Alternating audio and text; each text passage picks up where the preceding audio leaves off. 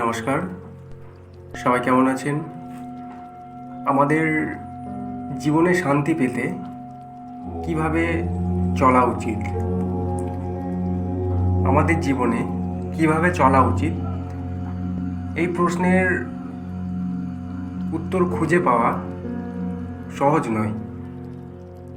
প্রতিটি মানুষের পথ আলাদা আলাদা, কিন্তু তবুও কিছু মৌলিক নীতি আমাদের সবার জন্য প্রযোজ্য।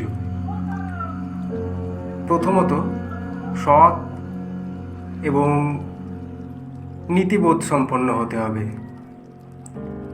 সততাই আমাদের সম্পর্ককে মজবুত করে এবং বিশ্বাস তৈরি করে। অন্যদের প্রতি শ্রদ্ধা এবং সহানুভূতি প্রদর্শন করা খুবই জরুরি। এবং আরেকটা জিনিস, লক্ষ্য স্থির করতে হবে। জীবনে সঠিক পথে চলতে হলে আমাদের জীবনের যে উদ্দেশ্য, সেই উদ্দেশ্য পরিষ্কার হতে হবে। ছোট ছোট লক্ষ্য নির্ধারণ করে সেগুলোর দিকে আমাদের ধীরে ধীরে এগিয়ে যেতে হবে।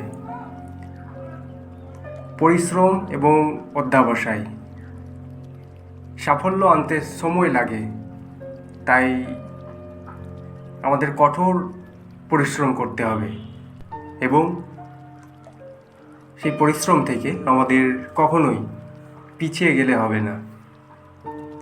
প্রত্যেকটি নতুন অভিজ্ঞতা আমাদের অনেক কিছু শেখায়, তাই চেষ্টা করতে হবে সবসময় নতুন কিছু শেখার এবং আমাদের নিজের প্রতি সদয় হতে হবে, নিজেকে আত্মবিশ্বাসী হতে হবে। ভুল হলে আপনি শিখুন এবং সামনে এগিয়ে যান। সঠিক পথ খুঁজে পাওয়াটা একটি যাত্রা।